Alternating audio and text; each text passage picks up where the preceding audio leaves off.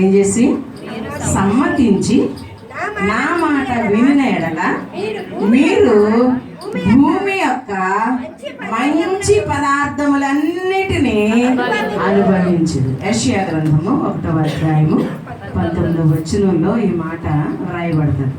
మీరు సమ్మతిస్తే, యెషయా గ్రంథము 3వ అధ్యాయము 10వ వచనంలో మీరు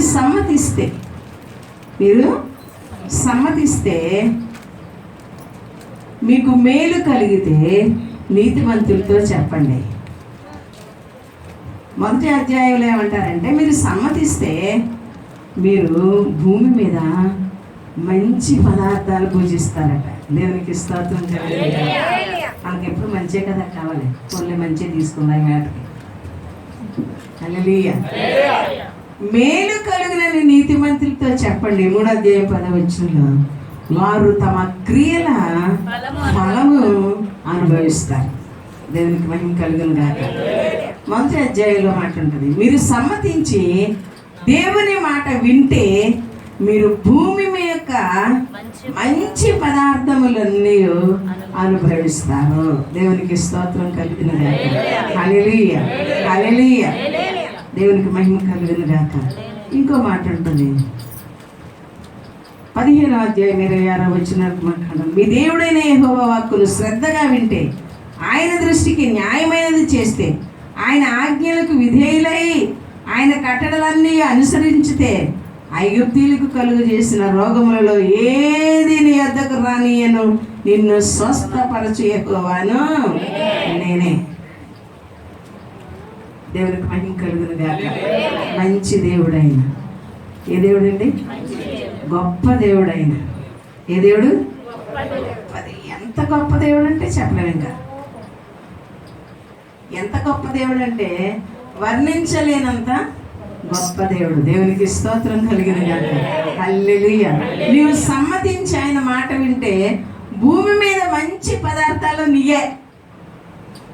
నువ్వు ఒప్పుకోవాలి. ఏం చేసుకోవాలి? ఒప్పుకోవాలి. సమ్మతం అంటే ఒప్పుకోవడం అని. గొప్ప దేవుడు అని ఒప్పుకుంటే, ఆయన చేయగలని ఒప్పుకుంటే, ఆయన శాసనములను అనుగ్రహించిన వాటిని నువ్వు నమ్మితే, ఆయన కట్టడలకు లోబడితే నిన్ను సమస్త భూజనుల కంటే ఆయన నిన్ను హెచ్చించువాడై ఉన్నాడు. దేవునికి స్తోత్రం. ఐగుప్తీయులకు కలుగు చేసిన రోగములలో ఏది నీ వద్దకు రాదు. దేవునికి స్తోత్రం. సమ్మతించాలి, ఒప్పుకోవాలి. ఏం చేయాలి? ఆయన మంచి దేవుడని. దేవునికి స్తోత్రం కలిగింది. శాంతమూర్తి కాయలకు కదా కుర్చీలు మనుషులు కూర్చోడానికి ఎవరికి వచ్చి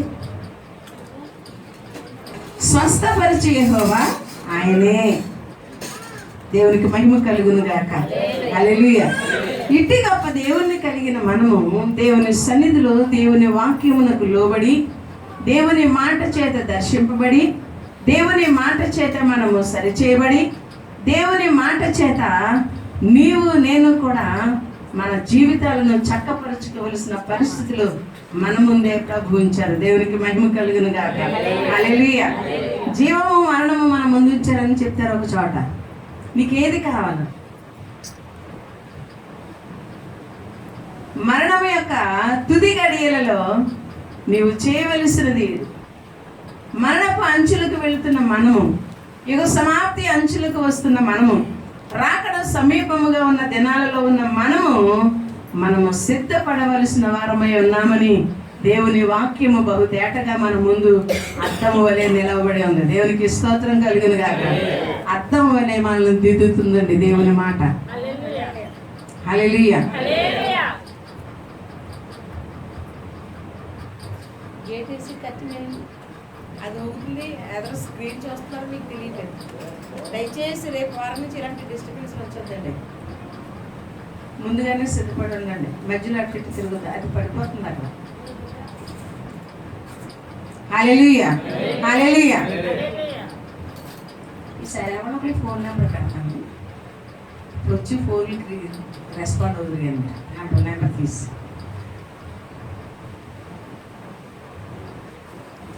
అద్దము వలె దిద్దును మమ్ము, అగ్ని అయి కాల్చును చెట్లను,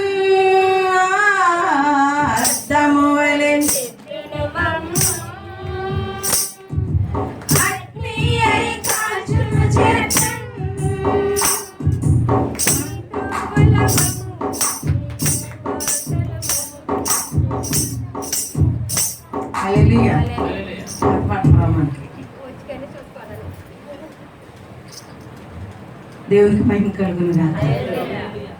నువ్వు సమ్మతించి ఒప్పుకొని సమస్తమును దేవుని వాక్కు చేత మనము నడిపింపబడగలిగితే భూమి మీద ఉన్న మంచి పదార్థాలన్నీ మనవే. దేవునికి మహిమ కలుగును గాక. ఈ దినం నుంచి అడగండి, ప్రభా నువ్వు గొప్ప దేవుడు అని నేను ఇష్టపడుతున్నానయ్యా, నువ్వు మంచి దేవుడు అని నేను ఇష్టపడుతున్నానయ్యా, నీవు భూమిని సృష్టించిన దేవుడు అని నేను నమ్ముతున్నానయ్యా, ఆకాశము జలచరములు సమస్తమును నీ మాట వలన కలిగిన అని నేను సమ్మతిస్తున్నాను నాయన అని అడగండి అని చెప్పండి. ఆయనకి దేవునికి మహిమ కలుగును గాక. అన్ని నామముల కంటే ఉన్నతమైన నామమని చెప్పండి. మంచి పదార్థాలన్నీ హల్లెలూయా, మంచి పదార్థాలన్నీ మనయే. ఈ విధంగా అనుభవించిన ఒక వ్యక్తిని దేవుడు నాకు నిన్నటి నుంచి జ్ఞాపకం చేస్తుంది. ప్రభా 40 దినాల యొక్క మా వాక్య ధ్యానంలో ఈయన కొరకు మేము ఎక్కువ చెప్పుకున్నాం, మళ్ళీ ఏం చెప్పు మా ఊడికి బోరు కొడుతుంది, ఏదైనా మాట ఈయన అంటే మళ్ళా ప్రార్థన చేసుకుంటే మళ్ళీ అదే మాట, మళ్ళా అడిగితే మళ్ళీ అదే మాట, మళ్ళా ధ్యానిస్తే మళ్ళీ అదే మాట. అక్కడి నుంచి అవతలగానే వెళ్ళట్లేదు నా బుర్ర, నా ఆలోచన కూడా. ఆయన ప్రత్యేకత ఏది ఉందో ఇది నన్ను మనం చూద్దాం. దేవునికి స్తోత్రం కలిగిన హల్లెలూయా, హల్లెలూయా. నువ్వు సమ్మతించాలి. ఏం చేయాలి? నువ్వు వినాలి మాట. వినిన మాట ఎంతవరకు అది సత్యం అని నువ్వు గ్రహించాలి. ఎంతవరకు అది సత్యము, ఎంతవరకు ఇది నిజము, ఎంతవరకు ఇది చేస్తే ఏం జరుగుతుంది అన్నది నువ్వు అభ్యాసం చేయాలి. ఏం చేయాలి? దాన్ని తరచు దాన్ని మననం చేసుకుంటూ ఉంటే తేనె పట్టులోంచి తేనె వచ్చినట్టే. దేవునికి స్తోత్రం కలిగిన గాక. జుంటే తేనె ధారల కంటే మధురమైన దేవుని మాట మన నోట మన జీవితంలో ఉండును గాక, నడిపించును గాక, దీపమై ఉండును గాక, శుద్ధి అయి సరిచేయును గాక. ఎస్, శ్రేష్టమైన దేవుని మాట ఇది నన్ను మనతో మాట్లాడుతున్నారు ప్రభు. దేవునికి మహిమ కలుగును గాక. యోసేపు చరిత్ర మనము చాలా క్షుణ్ణంగా 40 దినాలు మనం ధ్యానం చేసాం. ఎలాంటి వాడు, ఎక్కడి వాడు, ఏమైన వాడు, ఎన్నో వాడు, తండ్రి ఏంటి, ఇవన్నీ మనం చెప్పుకున్నాం. దేవునికి స్తోత్రం కలిగిన గాక. నువ్వు ఆయన మాట విన్నావు, సమ్మతించాలి. ఇప్పుడు ఏం చేయలేవు? సమ్మతించాలి, ఒప్పుకోవాలి. ఆయన ఏమైనా చేయగల సమర్థుడు. దేవునికి స్తోత్రం కలిగిన గాక. సమర్థుడు ఆయన, సమర్థుడు. అసాధ్యమైనది ఏది లేదండి. ఆదికాండము 37వ అధ్యాయము 18వ వచనాన్ని చూద్దాం. ఆదికాండము 37వ అధ్యాయము 18వ వచనాన్ని చూద్దాం. అతడు దగ్గరకు రాకమునుపు దూరము నుండి అన్నదమ్ములు చూచి అతనిని చంపడానికి ఒక మంచి ప్లాన్ వేశాడు. ఏ ఆలోచన? దూర ఆలోచన కాదండి. దూర ఆలోచన అంటే బుద్ధి కలిగిన మాట. దూర ఆలోచన చేయలేదు వారు, దురాలోచన. రాకి ఆకారం పెట్టుకోండి. దూర ఆలోచన అంటే ముందు దానిని ఆలోచించినప్పుడు దూకి ఆకారం పెట్టండి. దూర ఆలోచన. దరిద్రపు ఆలోచనకి రాక పెట్టండి ఆకారం. దూరాలోచన మంచి ఆలోచన కాదు, చెడ్డ ఆలోచన, ద్వేషం కలిగించే ఆలోచన, పగ తీర్చుకునే ఆలోచన, ఇతరులను బాధించే ఆలోచన, దురాలోచన చేసిరా. వారు ఇదిగో ఈ కర్రలు కరివాడు వచ్చుచున్నాడు, వీని చంపి ఇక్కడ నిన్న ఒక గుంటలో పారవేసి దుష్ట మృగము వీరిని తినివేసిందని చెబుదాం. అప్పుడు వీని కలలేబగును. అన్నదమ్ములు పాపం వాళ్ళకు భోజనం తెస్తున్నాడు. ఎక్కడున్నారో తెలీదు. దారిలో కొంతమందిని అడుగుతాడు, ఎక్కడున్నారో వారు చెప్పమని. తెలుసుకున్నాడు, వెళ్తున్నాడు. అన్నదమ్ములు చూశారు. దూరం నుండి ఏం చేశాడు? చూసి ఒక దురాలోచనకు వారు పాల్పడి ఏమంటున్నారు? వీడిని చంపేద్దాం, వీడి కళ్ళు ఏమవుతాయో. దేవుని ప్రత్యక్షత, దేవుని చిత్తము నీ పట్ల ఉన్నప్పుడు ఎన్ని దురాలోచనలు, దుష్టుడు నిన్ను చెడగొట్టాలని చూచిన వాడికి అపజయమే, మనకు జయమే. దేవునికి స్తోత్రం కలుగును గాక. ఎన్నో అడ్డంకులు మనకు ఎదురవుతూ ఉంటాయి, ఎన్నో ఆటంకాలు మనకు ఎదురవుతూ ఉంటాయి.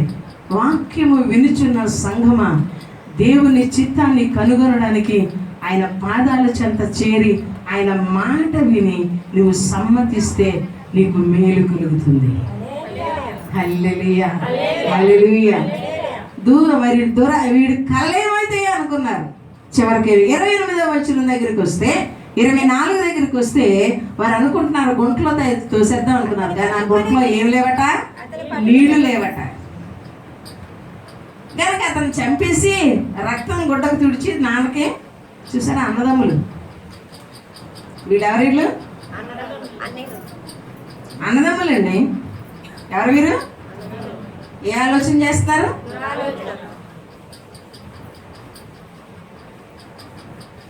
బ్రతుకును నాశనము చేసే ఆలోచన.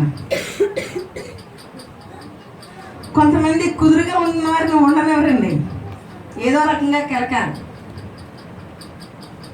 ఏదో రకంగా గొడవ పెట్టాలి, ఏదో రకంగా అవతల వాళ్ళకి మనశ్శాంతి లేకుండా చేసే, వాళ్ళు అభివృద్ధి చెందుతుంటుంటే చూడలేని వాళ్ళు ఏదో కిరికిర్లు పెట్టాలి.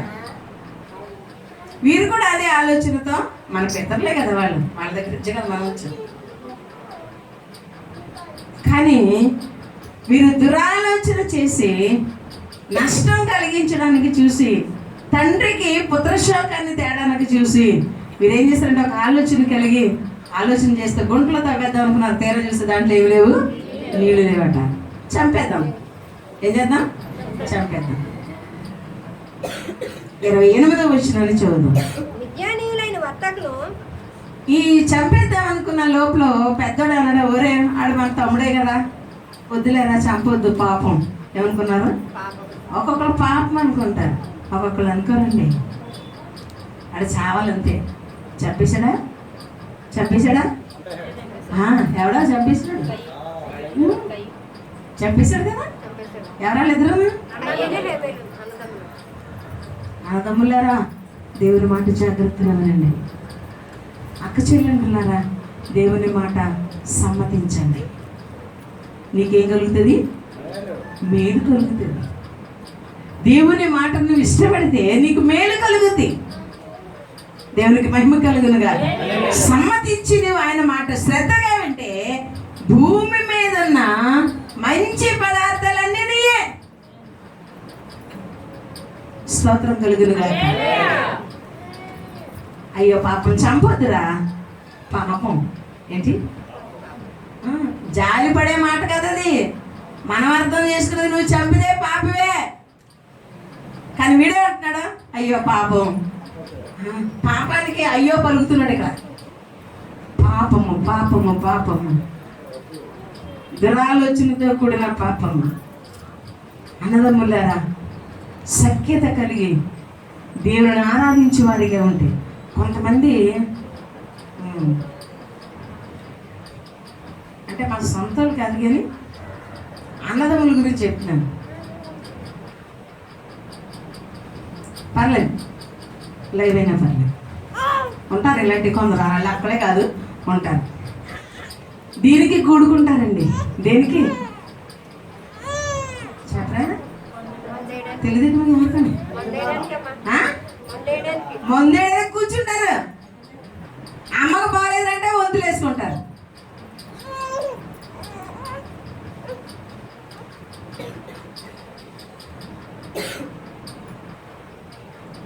దుఃఖకరమైన సంగతి.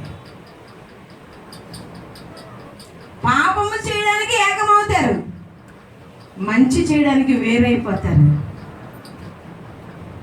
కుటుంబాన్ని విడగట్టుకోవడానికి ఎదురుకెళ్తారు, కుటుంబానికి కట్టడానికి ముందుకు రారు. వీళ్ళ ప్రోత్సాహపరిచే తల్లిదండ్రులు ఉంటారు, బుద్ధి చెప్పరు. ఏంట్రా మీకు ఈ పని అని అనరు. అమ్మాయి ఏంటి పని అని అనరు.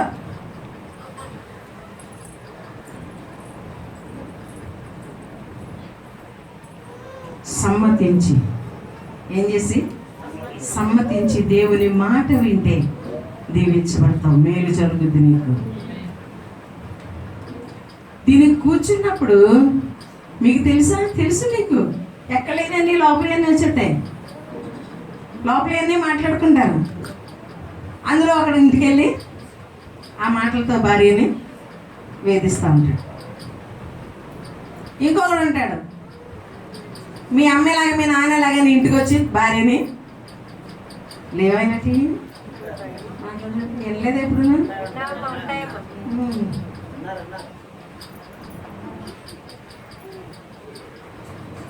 దుష్టత్వానికి, దురాలోచనకి, అపవాది సంబంధమైన ఆలోచనలకి ఏకత్వం ఉంటుంది. కానీ దేవునితో సహవాసం చేయడానికి అరే ఇప్పుడు రాజబాబును శాంతిమూర్తి ఉన్నారు, అన్నదమ్ములు ఇంకెవరున్నారు మనకి? తిమో గడుకు సెలవే కదా, ఆడాళ్ళ అమ్మాయితో పాటు కూర్చున్నాడా? జోగడుతున్నాడు. వాళ్ళ అమ్మను వదిలేసి వచ్చేయాలి, వాళ్ళ అమ్మను పంపేరు అడుగుతున్నారు. వాళ్ళిద్దరు ఉన్నారు అన్నదమ్ములు, ఏకాకులు. నువ్వు ఏకాకువే, నువ్వు ఏకాకువే. ఒరే వేళ శుక్రవారం ప్రార్థన, ఎక్కడున్నావా? ఎక్కడున్నావరా? ఇంకో శుక్రవారం ప్రార్థనకి ఇద్దరు ఒక చోట ఉంటారు. రేయ శుక్రవారం మన భార్యలు ఇంటి దగ్గరే ఉన్నారా, మనం ఎక్కడున్నారా? సిట్టింగ్లో ఉన్నారా? ఈ రాజుగారు అన్నాడు అనుకోండి, రే వేళ శుక్రవారం ప్రార్థన కదరా, మార్కెట్ అంతా తిరుగుతున్నావు ఏంటి నువ్వు, ఎక్కడ ఉండాలి? ఒరే వేళ ఆదివారం కదా, ఒరే తిమో ఎక్కడున్నారా? వేళ ఆదివారం మందిరానికి రాలేరు, ఎక్కడున్నారు నువ్వు? షాపింగ్ వెళ్ళారా, లేకపోతే వేరే పని మీద వెళ్ళారా? వీళ్ళిద్దరు కలిపి సాయంకాలం ఎక్కువైపోయి ఒరే ఏం చేశారా షాపింగ్? యాదవా, షాపింగ్ లేదు, గీపింగ్ లేదు, మందిరంలో కనబడని హెచ్చరించుకోగలుగుతున్నారా? నువ్వు చెప్పగలుగుతున్నావా? నీ నేను దొరకదా బాబు అనుకుంటారు. ఏం పని అయిపోయాం. బలి అవ్వాలి, బలి వేసేయాలండి. దేవునికి స్తోత్రం. యేసు సిలువకేసి కొట్టాలండి. నువ్వు సమ్మతించాలండి. పునరుత్థాన దినము, ఉపవాస ప్రార్థన, కృతజ్ఞత కూడిక. చెప్పండి, కృతజ్ఞత కూడిక చెప్పండారా? స్తుతి కూడిక ఎక్కడుండాలి? షాపింగ్లో కాదు, సిట్టింగ్లో కాదు, ఊర్లో కాదు, అక్కడక్కడ కాదండి. సంఘానికి కట్టుబడి ఉన్నాం మనం. నేను అంటాను, ఇంపార్టెంట్ అయితేనే అబ్సెంట్ అవ్వాలండి. మనం ఆదివారం మంచి మంచి లేవలేకపోతేనే ఇంట్లో ఉండాలండి. చెప్తాను కదా, కొరియా సంఘంలో ఏం వేసుకుని వచ్చేస్తారు? అంబులెన్స్లతో వచ్చేస్తారు. అక్కడికి ఆక్సిజన్ ఎక్కుతుంది, బ్లడ్ ఎక్కుతుంది, సెలైన్లు ఎక్కుతాయి, అంబులెన్స్లో ఉంటారు చుట్టూ. మనము సమ్మతించాలి. దేవునికి మహిమ కలుగును గాక. సమ్మతించి ఆయన మాట వింటే, ఇదిగో ఇది నన్ను అన్నదమ్ముల్లో ఒకరిని దేవుడు మన మధ్యకి తీసుకుని వచ్చారు. దేవునికి స్తోత్రం కలుగును గాక. 24వ వచనాన్ని చదువు త్వరగా. కనులెత్తి చూడగా ఐగుప్తునకు తీసుకొని పోవుటకు గుగ్గిలము మస్తకి వృక్షం బోళము మోయిచున్న ఒంటెలతో ఇష్మాయేలీలైన మార్గస్తులు గిలాదు నుండి వచ్చుచుండ్రి. అప్పుడు యూదా, మనము మన సహోదరుని చంపి వారి మరణమును దాచిపెట్టినందువల్ల ఏం ప్రయోజనం? అని చంపితే ఏం ప్రయోజనం రా మనకే అనుకున్నారు. 28వ వచనం చదువుదాం. మిద్యానీయులైన వర్తకులు మీదుగా వెళ్ళుచుండగా వారు ఆ గుంటల నుండి యోసేపును పైకి తీసి, దేవునికి స్తోత్రం కలిగిన గాక. హల్లెలూయా. అన్నదమ్ములారా, అక్క చెల్లెండ్రులారా, ఎవరైనా గుంటలో ఉంటే అమ్మ వాక్యం వినడాలి. మీరు వెనకాల కూర్చుని నా దృష్టి మీ మీదకి తేకండి, మీ దృష్టి ఆడ మీదకి వెళ్ళి పొగ వచ్చావు మాటను అమ్మ బంగారు తల్లి, అమ్మ పుత్రరత్నం వెనక్కి వెళ్ళిపో.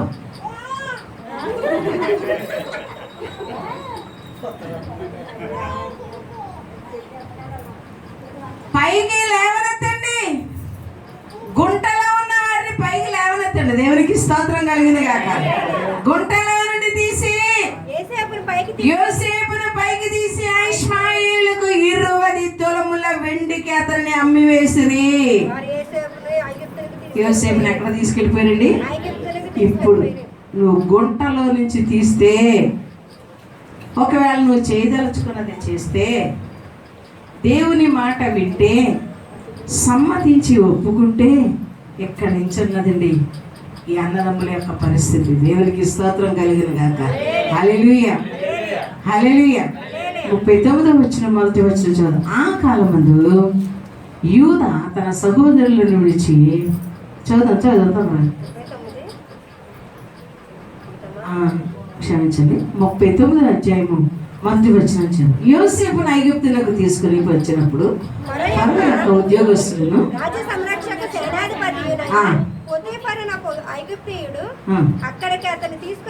తీసుకుని వచ్చి ఇష్మాయేలీల వద్ద అతనిని కొనెను. ఎవరు కొన్నారు? ఫరో ఉద్యోగస్తులు చెబితే అప్పుడు సేనాధిపతి అయిన పొతీఫర్ అతన్ని కొన్నాడండి. స్టెప్ వెళ్ళింది. గుంటలో తోసారు, చంపేద్దాం అనుకున్నారు, కుదరలేదు. పైకి తీశారు, అమ్మేశారు. జాగ్రత్తగా ఆలోచించేయండి. మరి ముఖ్యంగా అన్నదమ్ములారా మీరు కూడా ఆలోచించేయండి. అక్క చెల్లెండ్రులారా మీరు కూడా ఆలోచన చేయండి. సహోదరులారా మనందరం ఆలోచన చేద్దాం. ఈ దినాన భార్య దొరికారు అనుకోవద్దు మీరు. మనందరికీ దేవుని వాక్యం. హల్లెలూయా. దురాలోచనలు ఎన్నో పుడతాయి మనకి, దుష్ట ఆలోచనలు ఎన్నో పుడతాయి మనకి, దరిద్రపు ఆలోచనలు ఎన్నో పుడతాయి మనకి, దేవునికి అయిష్టమైన కార్యములను చేయడానికి ఎన్నో పుడతాయి మనకి. కానీ దేవుని సన్నిధికి ఐక్యత కలిగి ఉండినప్పుడు, దేవునికి స్తోత్రం కలిగిన గాక, దేవుని సన్నిధిని మనము కోరినప్పుడు, దేవుని మాటను మనము వినినప్పుడు, ఆ మాటలకు మనము సమ్మతించినప్పుడు శ్రేష్టమైన వానిగా దేవుడు మనల్ని చేసే దేవుడు. దేవునికి స్తోత్రం కలిగిన గాక. శ్రేష్టమైన ఈవులతో నింపే దేవుడు ఆయన మనలను. నువ్వు సమ్మతిస్తేనే, మాట వింటేనే. దేవునికి స్తోత్రం కలిగిన గాక. 22వ వచనాన్ని కనుక మనం చూస్తే, ఫరో కొన్న తర్వాత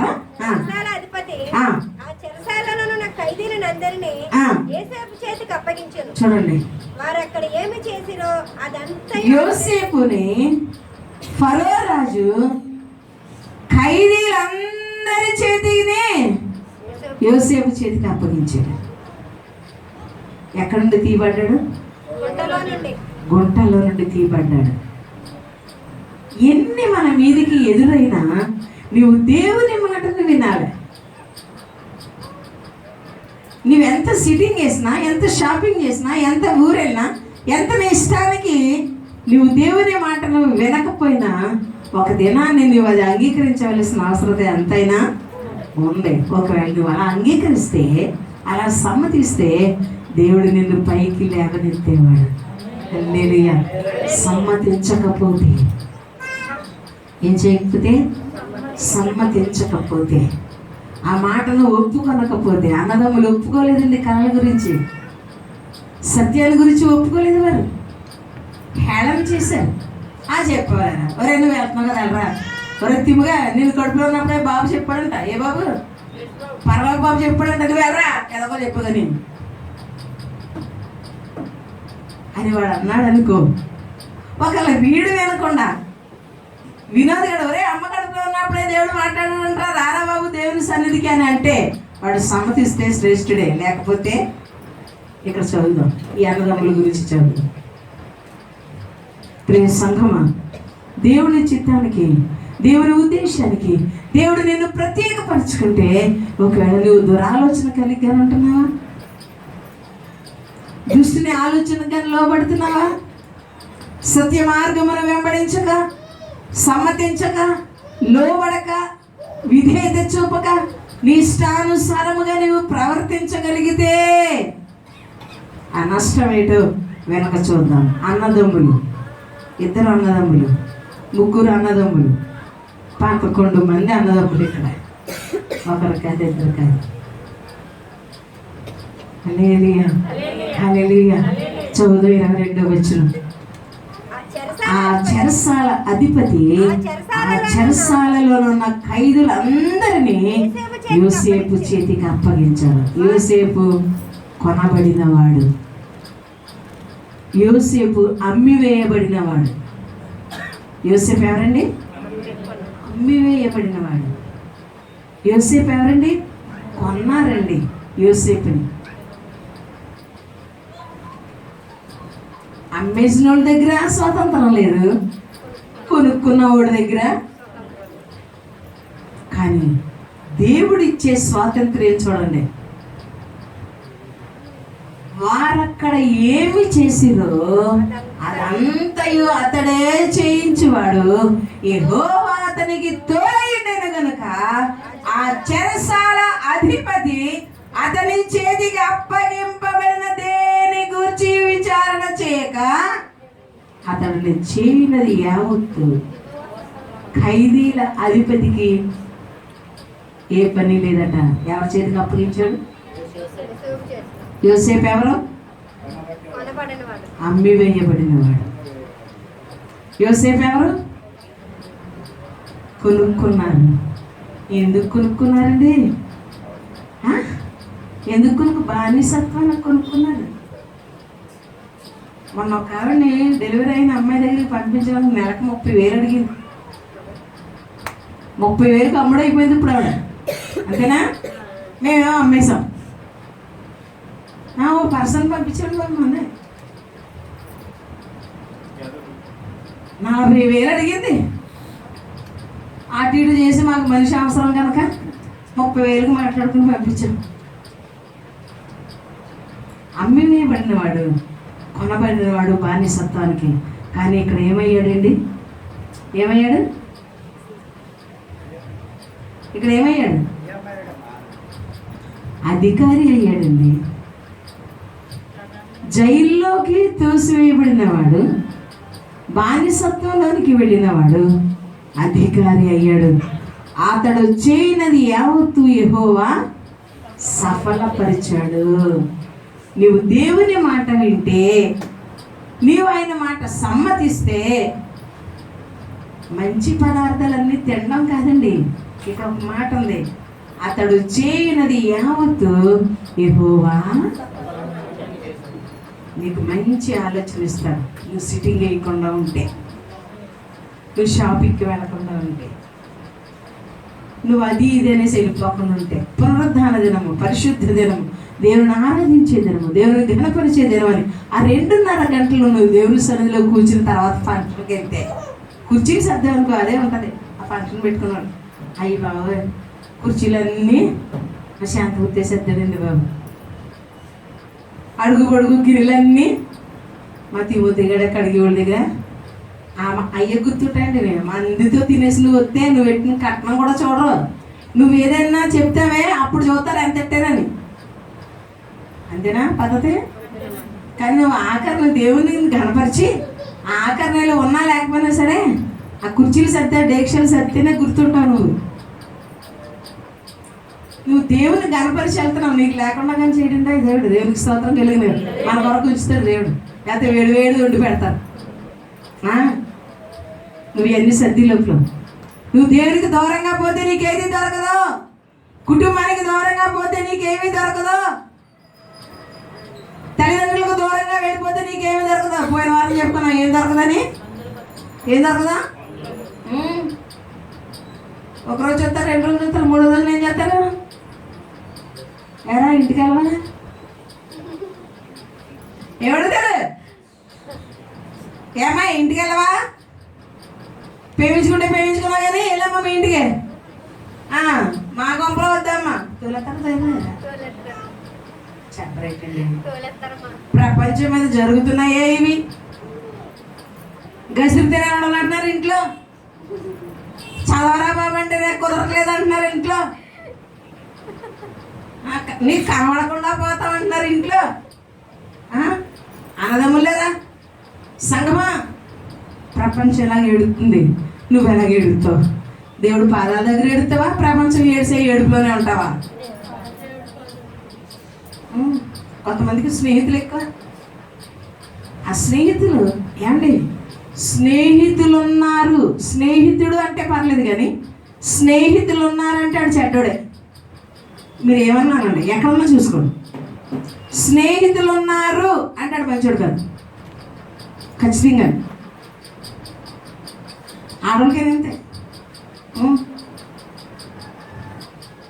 ఒక ఇళ్ళల్లో ఇంటిని చక్కబెట్టండి, ఊరంతా చక్కబెడతారు, ఊరన్నీ నూసులతో చక్కబెడతారు. మనకు వదిలేండి, ఇంకా దేవునికి స్తోత్రం కలిగింది కదా. అమ్మివేయబడిన యోసేపు, కొనబడిన యోసేపు ఇక్కడ ఖైదీలకి అధికారిగా ఉన్నాడు. అతడు చేసేదానికి దేవుడు తోడై ఉన్నాడు. నువ్వు మంచిని ఇష్టపడితే, మంచిని సమ్మతిస్తే, దేవుని మాటను వింటే, అత్తమ్మ వలె దిద్దే దేవుని మాట దగ్గరికి నువ్వు వెళితే మనల్ని స్పష్టంగా చూపిస్తుందండి వాక్యం. దేవునికి మహిమ కలుగును గాక. హల్లెలూయా. స్పష్టంగా. నిన్న మాకు నాయకుల మీటింగ్ అయ్యింది. నాయకుడు ఎలా ఉండాలి? ప్రధాన నాయకుడు మనకు అన్ని నేర్పించి వెళ్ళాడు. దేవునికి మహిమ కలుగును గాక. ఇంటికి వచ్చిన తర్వాత దాని గురించి ఆలోచిస్తే, నాయకుడు ఎటు వెళ్తే అటేనా, లేకపోతే వేరే దారి వెళ్తే నాయకుడు వెంబడించిన వాళ్ళ? నేను అంటాను, నాయకుడు పిల్లల కోళ్ళ ఉండాలంటాను నేను. ఎలా ఉంటారండి? అర్థమవుతుందా? స్పందన లేదండి మరి మీకు? పిల్లలు కూడా తెలుసమ్మా? తెలుసమ్మా? కోళ్ళే తెలీదా? మరి మాట్లాడండి. తల్లి ఎటువైపు వెళ్ళిపోతే అటు వెళ్ళిపోతాయి. అది కాళ్ళతో దువ్వితే, అది దువ్వింది చాలక ఇవి ఆ బుడ్డి బుడ్డి కాళ్ళతో దువ్వుకుని అవి కూడా దాంట్లో ఉన్న ఆహారాన్ని భుజిస్తాయి. ఇంట్లో తల్లిదండ్రులు పిల్లల కోళ్ళ ప్రవర్తించాలి. వర్షం వస్తే తడినివ్వదు, గబగబా చాటుకు తీసుకెళ్తుంది. గెద్ద అపాయం కలుగుతుంది అంటే బిడ్డలను కాసేస్తుంది తన రెక్కల చాటున. హల్లెలూయా, హల్లెలూయా. ఒక క్రైస్తవ కుటుంబముగా, ఒక క్రైస్తవ తల్లిదండ్రులుగా, ఒక క్రైస్తవ అన్నదమ్ములుగా, ఒక క్రైస్తవ అక్క చెల్లెలుగా, ఒక క్రైస్తవ కుటుంబముగా నువ్వు దుష్టిని జయించడానికి నువ్వు కంచె వేసుకోవాలి, కాపుదల వేసుకోవాలి. దాన్ని గమనించాలి. గెద్ద పైన తిరుగుతుందంటే కోడికి తెలిసిపోద్ది. గమనించారు ఎప్పుడన్నా మీరు? గద్ద పైన తిరుగుతుంటుంటే కోడికి తెలిసిపోద్ది. కుక్క పిల్లల్ని పట్టుకోవడానికి వస్తుంటుంటే ఆ కుక్క మీద దాడి చేస్తుంది తల్లి కోడి. ఎందుకంటే ఈ జీవితం కోడితోనే ఉండేది. గుడ్డు ఎప్పుడు పడుతుంది? గుడ్డు తీసేయండి. అది ఎలా వెళ్తుంది ఏంటి? ఆ పరిశీలన ఈ దినానికి పనికి వస్తుంది. దేవునికి స్తోత్రం. ఇతని తీరులో ఇతను దేవుని వెంబడించినప్పుడు, న్యాయాధిపతి అయిన దేవుని వెంబడించినప్పుడు, సత్యమును గురించిన అనుభవం నేర్పే దేవుని వెంబడించినప్పుడు, అతను చేసేదానికి ప్రతి దానికి దేవుడు తోడై ఉన్నాడు. దేవునికి స్తోత్రం కలిగిన గాక. నీ దేవుడు నీ మాటకు తోడై ఉన్నాడా? నీ దేవుడు నీ ప్రవర్తనకు తోడై ఉన్నాడా? కొంతమంది మొన్న ఒక ఆవిడ చెప్తుంది, సిట్టింగ్లో లేక మునుపు ఎన్ని రోజులకి సిట్టింగ్ వేసినా అన్ని రోజులు బాగుంటాడంట. సిట్టింగ్ వేసిన సంగతి కానీ తెలిసిందా, అతను చెప్పడు కానీ ఇంటికి వచ్చిన తర్వాత అతని ప్రవర్తన తెలిసిపోద్దంట. ఒక ఆవిడ అంటుంది. ఏం చెప్పాలి సమాధానం? ఏం చెప్పాలి సమాధానం? అప్పుడు నేను అన్నాను, గొడవ ఎప్పుడు పెరుగుద్ది తెలుసా? అతను సిట్టింగ్లో ఉండి వచ్చాడు కరెక్టే, నువ్వేం చేయాలా? ఇంటి దగ్గర ఖాళీగా ఉండి వేవేవో ఆలోచనలు కలిగి అతను అన్నదానికి నువ్వు 4 అంటే పగిలిపోద్ది. అప్పుడు నేను అన్నాను, అతను అక్కడ సిట్టింగ్లో ఉంటే నువ్వు ఎక్కడ సిట్టింగ్లో ఉండు? దేవునితో ఉండు.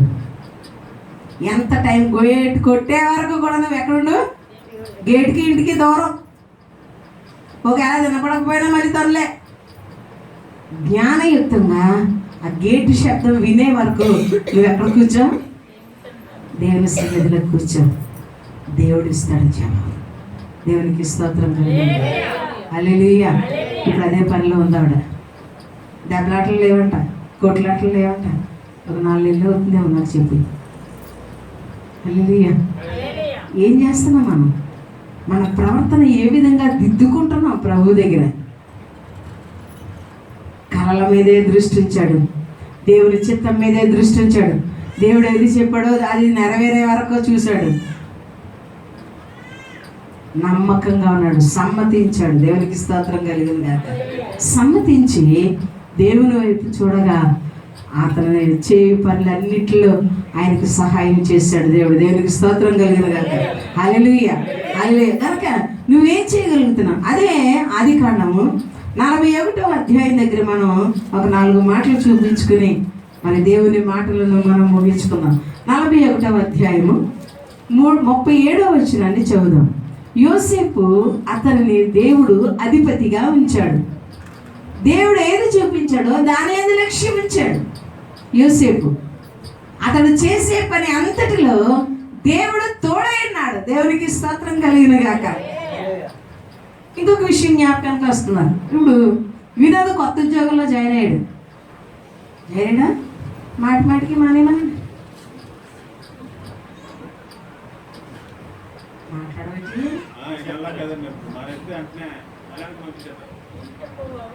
మానేమనండి.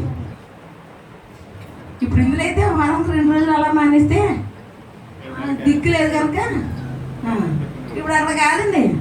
వారానికి 2 రోజులు మానేమనండి. రే మనోడికి ఏదైనా పని ఉందనుకోండి, ఒరే అన్నయ్య రావా అన్నాడు అనుకోండి.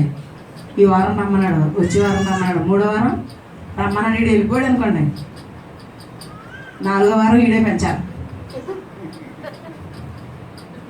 రే తమ్ముడు పిల్లకి బాగాలేదురా, అమ్మా ఇంటది కట్టుకోవాలి, నానా పెట్రోల్ లేదు నాన్న, అప్పుడు ఏ పని బెబ్బెబ్బే.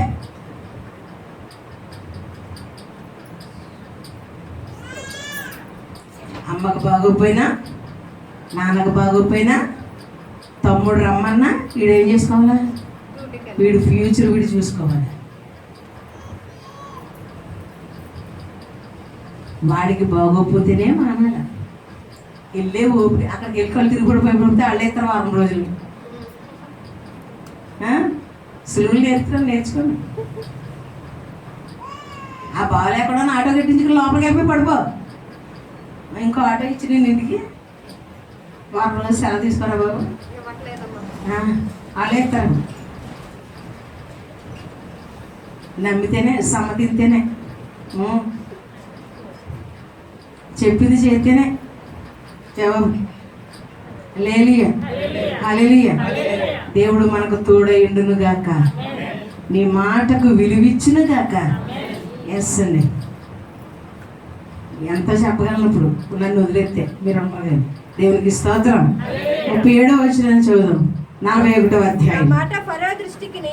ఆ మాట ఫరో దృష్టికి సమస్త సేవకుల దృష్టికి యుక్తమైనది గనుక అతడు తన సేవకులను చూచి ఇతని వలె యోసేపు వలె దేవుని ఆత్మగల అదే ఉన్నా మనిషిని కనుగొనగలమా? చూడండి మాట మధ్యలో చాలా ఉన్నాయి. ఫరో ఇంట్లో అతని కంటే అధికారి ఎవడో లేడు. పొతిఫర్ ఇంట్లో అతని కంటే పైవాడు ఎవడో. ఎవరిని గురించి మాటలు మరి అన్నీ చెప్పుకుంటే టైం అవుద్దని అసలు విషయానికి వస్తున్నాయి. చదువుదాం మళ్ళీ అదే మాట. దేవుని ఆత్మగల మనుషుని కనుగొనగలమా? అతడు తన సేవకులను చూచి ఫరో చూచి ఇతని వలె దేవుని ఆత్మగల మనిషిని కనుగొనగలమా అని నేను. దేవుడు ఇదంతా నీకు తెలియపరిచిన గనుక నీ వలె వివేక జ్ఞానము గలవారెవరూ లేరు, నీవు నా ఇంటికి అధికారివై. చెప్పలు కొట్టి ప్రభు నామమున మహిమపరచుకో. మనం చెప్పింది చెప్పినట్టు చేస్తే దేవుడు ఏదైతే చూపించాడో ఆ 11 పరలు, ఆ సూర్యచంద్రులు అయ్యే కనబడుతున్నాయి. అసలు ఖైదులో ఉన్నా అయ్యే కనబడుతున్నాయి, ఫరో ఇంట్లో ఉండినా అవే కనబడుతున్నాయి, జైల్లో ఉన్నా అయ్యే కనబడుతున్నాయి, ఫరో ఇంట ఉన్నా అయ్యే కనబడుతున్నాయి. ఏం కనబడుతున్నాయి? పనులు, సూర్యచంద్ర నక్షత్రాలు అవే కనబడుతున్నాయి. అవే ఎందుకు కనబడుతున్నాయి అంటే ఈ కళలు చెప్పినప్పుడు తండ్రి అంటాడా, ఎవరు మూసుకోరా, అందరం నీకు నమస్కరిస్తారా, తల్లిదండ్రులుగా మేము నీకు నమస్కారం చేస్తాం, ఎవరు మూసుకోరా అన్నాడు. అయ్యే పట్టుకుని అంటే దీని భావం ఇదా, దేవుడు చూపించాడు, దేవునికి నమ్మకంగా ఉన్నాడు, సమ్మతించాడు ఆ కళలను. దేవునికి స్తోత్రం కలిగిన, దేవుడు చూపించిన మాటను నమ్మాడండి. దేవునికి మహిమ కలుగును గాక. నమ్మి ఆ మాట కొరకు అమ్మేసినా ఇష్టపడ్డాడు, బానిసగా వెళ్ళినా నమ్మకంగా ఉన్నాడు, ఫరో ఇంట ఉన్నా నమ్మకంగా ఉన్నాడు. ఫరో ఇంటి నుండి భార్య తనను అవమానపరిస్తే ఖైదీకి వెళ్ళినా అతనే పైవానిగా ఉన్నాడు. అతడు చేయనంతయు దేవుడు సఫలపరిచాడు. దేవునికి స్తోత్రం కలిగిన. నువ్వే స్థితిలో ఉన్నా, అవమానంలో ఉన్నా, నువ్వు ఇక్కడ నింద పొందితే అక్కడ 100 ప్రతిఫలం. దేవునికి స్తోత్రం కలిగిందా. ఇక్కడ ఒక్క నింద పడ్డావనుకో, అక్కడికి వెళ్ళిన తర్వాత ఏంటంటే 100 బహుమతులు. దేవునికి మహిమ కలిగిన గాక. కనుక యోసేపు ఏ స్థలంలో ఉండినా యథార్థంగా ఉన్నాడు, నమ్మకంగా ఉన్నాడు, దేవుని పని విషయంలో యథార్థతలో ప్రభు సన్నిధిలో ఉన్నాడు. దేవునికి స్తోత్రం కలిగిన గాక. ఉండితే అక్కడ ఏం జరిగిందో చూడండి, జ్ఞానము గలవాడయ్యాడు. ఏమయ్యాడండి? వివేక జ్ఞానం. ఏ జ్ఞానము? వివేక జ్ఞానము. దేవుని ఆత్మ కలిగిన వాడిగా యోసేపు ఉన్నాడు. దేవునికి స్తోత్రం కలిగిన గాక. అందును గురించి యోసేపు ఏమయ్యాడండి? ఏమయ్యాడు? మంత్రి అయిపోయాడండి. 7 సంవత్సరాలకు సరిపడా, చుట్టుప్రక్కల ఉన్న దేశాలకు సరిపడా ధనాగారాన్ని సిద్ధం చేసి రాజు అయిపోయాడండి. ఉంగరం ఒక్కటే లేదు ఆయనకి. ఉంగరం కూడా కాదండి, సింహాసనం ఒక్కటే లేదు ఆయనకి. ఎవరికి? మరి నీకు దేవుని సింహాసనప్పుడు కుడి పార్శ్వం ఉంది, నీకు చోటు ఉంది. ఎప్పుడు దురాలోచన లేకుండా ఉంటే, ఏ ఆలోచన? సిట్టింగ్ లేకుండా ఉంటే, కజ్జాలు లేకుండా. ఈ ఆడవాళ్ళు ఉన్నారే, అమ్మో కజ్జాగోర్లు ఎట్టేలా ఏమేసి చెప్పండి, ఏమేసేలే? అయ్యి బాబాయ్, ఏం బొగ్గమంటదంట.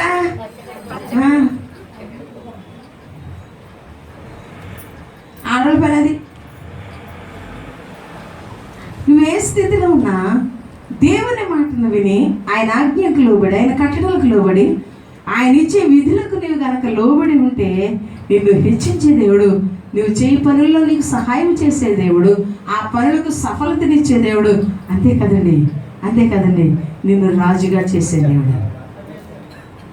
నువ్వు అలాగ ప్రయాణం చేస్తే నీ ప్రయాణంలో ఒక దినాన్న తండ్రి కుడి పార్శ్వమందు కూర్చుండే యోగ్యతను ప్రభు మనకిచ్చును గాక. సమ్మతించుదుము గాక, ఆయన మాటను విందుము గాక, ఆయన ఆజ్ఞలకు లోబడుదుము గాక, ఆయన ఇచ్చిన శాస్త్రములకు కట్టుబడుదుము గాక, సిట్టింగ్ లో ఉండకుందుము గాక. ఆడోళ్ళు చెప్పారు, సిట్టింగ్ లో ఉన్నవాళ్ళు ఎరా సింపుల్ అండ్ సాగర్ గారు సిట్టింగ్ లో ఉంటున్నారా? లేదా? వాళ్ళిద్దరు కూర్చుంటున్నారట సిట్టింగ్ లో. 15వ తారీఖున కూర్చుందరు.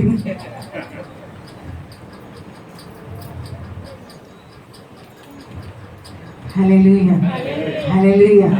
ఫ్యామిలీ మీటింగ్ పెడదాం అనుకున్నాను. ఒక్కొక్కళ్ళనేమో వెళ్ళిపోతున్నారు ఆడవాళ్ళు. ఉన్నవాళ్ళకే పెడతాను ఫ్యామిలీ మీటింగ్. ఎప్పుడు సెలవు వస్తుందో చెప్పండి. సెలవు దినం ఎప్పుడు?